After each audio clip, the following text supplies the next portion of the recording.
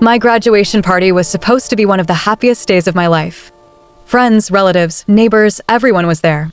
The backyard was decorated, music was playing, and people were congratulating my parents for raising such successful kids. At least, that's what I thought the day would be about. But halfway through the party, my dad stood up with a glass in his hand and asked everyone to listen. The music stopped. People turned toward him, smiling, expecting some proud speech about his graduating child. Instead, he looked over at my sister and raised his glass. "To the only child in this family truly worth celebrating," he said. For a moment, the entire yard went silent. Then a few people laughed awkwardly, thinking it was some strange joke. But my dad kept talking. He went on about how my sister had always been the real success story of the family, how she was the one with talent, ambition, and a future everyone could be proud of. Meanwhile, I stood there in the corner, still wearing my graduation gown, feeling like I had just become invisible at my own celebration. My mom didn't stop him. My sister didn't say anything either. Everyone just watched in uncomfortable silence. I thought that moment would be the most humiliating part of the night. I was wrong. Because just a few minutes later, someone none of us recognized walked through the front gate. A stranger. And what that stranger said next changed everything about that party. The truth is, that moment at the party didn't come out of nowhere. My parents had always had a favorite child. And it wasn't me. From the time we were little, the difference between how they treated my sister Emma and how they treated me was impossible to miss. Emma was the golden child. Everything she did was impressive, exciting, or somehow worthy of praise. If she got a B on a test, my parents would smile and say, "That's still great." If I got an A, they would look at the paper and ask, "Why wasn't it higher?" When Emma forgot to do chores, my mom would laugh and say she was just busy. If I forgot the same thing, my dad would call it irresponsible. At first, I tried to convince myself that I was imagining it. Kids sometimes feel like things are unfair when they're not. But the older we got, the harder it became to ignore. When Emma turned 16, my parents surprised her with a brand new car sitting in the driveway. Everyone gathered around taking pictures while she cried happy tears and hugged them. When I turned 16 the following year, my dad handed me a used bus pass and said, "This will build character." College made the difference even clearer. Emma chose an expensive private university on the other side of the country. My parents proudly paid for everything: tuition, housing, books, even spending money. Whenever relatives asked about her, my parents talked about her like she was already destined for greatness. "Our daughter is going places," my dad would say proudly. Meanwhile, when I talked about college, the response was completely different. "You should figure it out yourself," my mom told me. "We've already done enough." So I did. I worked 2 part-time jobs during high school. I applied for every scholarship I could find. I saved every dollar. And when that still wasn't enough, I took out student loans. For 4 years, I balanced classes with work shifts, late-night studying, and constant pressure just to keep everything together. It wasn't easy, but I kept going because I believed something simple. Maybe if I proved myself, if I worked hard enough, if I finally graduated, my parents would see me differently. Maybe they would finally say they were proud. That's why the graduation party meant so much to me. For the first time, it felt like they were actually celebrating something I had accomplished. Relatives came. Decorations went up. There was a banner with my name across the backyard fence. For a few hours, I let myself believe that maybe things were changing.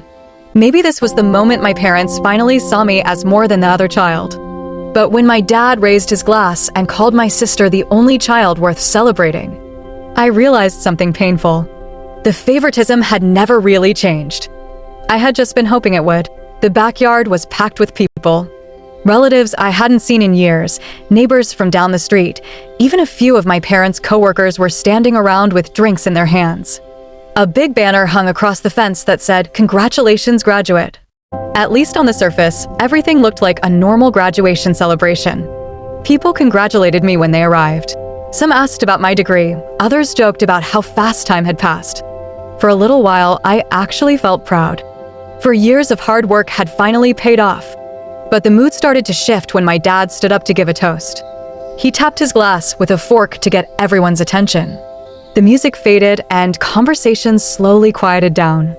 "Thank you all for coming tonight," he began with a confident smile. Everyone raised their glasses, expecting the typical proud parent speech. Instead, my dad turned his attention toward my sister. "You all know our daughter Emma," he said proudly. "She's always been the real success story in this family." Some guests chuckled awkwardly, assuming he was joking. But he kept going. He started listing her achievements, her awards, her internships, the amazing future he believed she had ahead of her. Meanwhile, I stood a few feet away in my graduation gown, listening as the party that was supposed to celebrate me slowly turned into another speech about my sister. Then my mom added something that made the entire crowd go quiet. "To be honest," she said with a small laugh, "she's the only child truly worth celebrating." The silence that followed felt heavy. Even Emma looked uncomfortable. And just as the tension settled over the crowd, the front gate creaked open. At first, I thought it was just another guest arriving late. The front gate slowly opened, and a man stepped into the backyard. He wasn't dressed like the rest of the guests. While everyone else wore casual clothes for the party, he was wearing a dark suit and carrying a leather briefcase. He paused for a moment, scanning the crowd like he was making sure he was in the right place. Then he walked directly toward my parents. The conversations around the yard started to fade as people noticed him. My dad looked confused as the man approached. "Can I help you?" he asked. The man gave a polite nod. "Are you Mr. and Mrs. Carter?" My dad straightened slightly. "Yes, who are you?" "My name is Daniel Brooks," the man said calmly. "I'm an attorney." The word attorney immediately caught everyone's attention. People nearby stopped talking completely. My parents exchanged a quick glance. My dad frowned. "I think you've got the wrong house," he said. But the lawyer shook his head. "No, I'm exactly where I need to be." He then reached into his briefcase and pulled out a thick envelope. "I was asked to deliver something here today," he continued. My parents looked even more confused now. "By who?" my mom asked. The lawyer didn't answer right away. Instead, he slowly turned his head and looked directly at me. Then he walked across the yard and stopped right in front of me.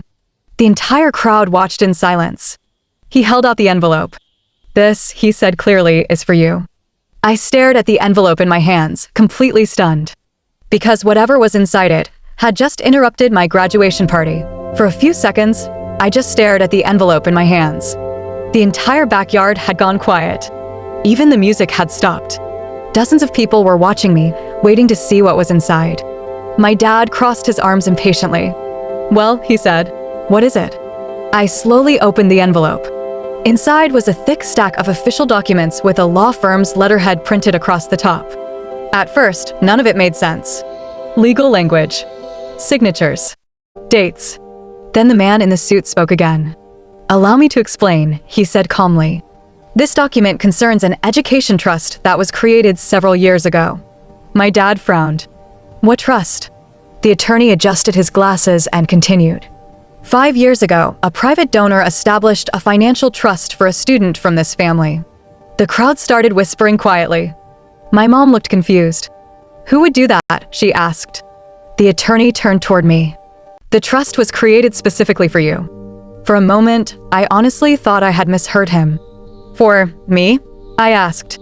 He nodded. "Yes." My dad let out a short laugh. "That can't be right," he said quickly. But the lawyer calmly opened his briefcase and pulled out another document. "This trust was designed to support your future after graduation," he explained. Then he pointed to a number written on the page. "The current balance of the fund is $2 million. A wave of shocked gasps spread through the backyard. Someone actually dropped their drink. My parents stared at the document like it had suddenly turned into a foreign language. My sister's mouth slowly fell open. I looked down at the paper again, trying to process what I was seeing. $2 million. For me. And just when the confusion reached its peak, the lawyer said something that shocked everyone even more. The donor who created this trust asked for their identity to remain secret until today. The entire backyard had gone silent. You could almost hear people breathing as everyone waited for the lawyer to continue. My mom was the first to break the silence. "Who would give him something like that?" she asked, clearly confused. My dad shook his head. "This has to be some kind of mistake," he said quickly. "No one in this family has that kind of money." But the lawyer remained completely calm. "There is no mistake," he replied. He closed the folder in his hands and looked around at the crowd. The donor requested that their identity remain private until the trust was officially delivered. My dad crossed his arms impatiently. Well then, he said sarcastically, "Who is this mystery donor?" For a moment, the lawyer didn't answer. Instead, he turned slowly and looked toward the back of the yard. And according to their instructions, they are actually here today. People immediately began looking around. Confused whispers spread through the guests. Then someone started walking forward. At first, I didn't even notice. But when the crowd shifted, I saw her. My grandmother. She stepped out from behind a group of relatives and walked calmly toward the center of the yard. My dad's expression changed instantly. "Mom," he said, stunned. Grandma stopped beside me and placed a gentle hand on my shoulder. "Yes," she said quietly. "I'm the one who created the trust." The entire crowd erupted in shocked murmurs. My mother looked completely speechless. "You?" she finally said. "Why would you do that?" Grandma looked at both of my parents with a calm but serious expression.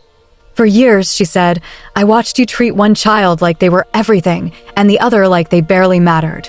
The words hung in the air. She squeezed my shoulder gently. "This one worked twice as hard and never asked for anything." The lawyer stepped forward again and handed me the official documents. "Your grandmother created this trust to support your future," he explained. And for the first time that entire evening, my parents had absolutely nothing to say. The mood of the entire party changed in an instant. Just a few minutes earlier, people had been clapping and cheering for my sister while I stood quietly in the background.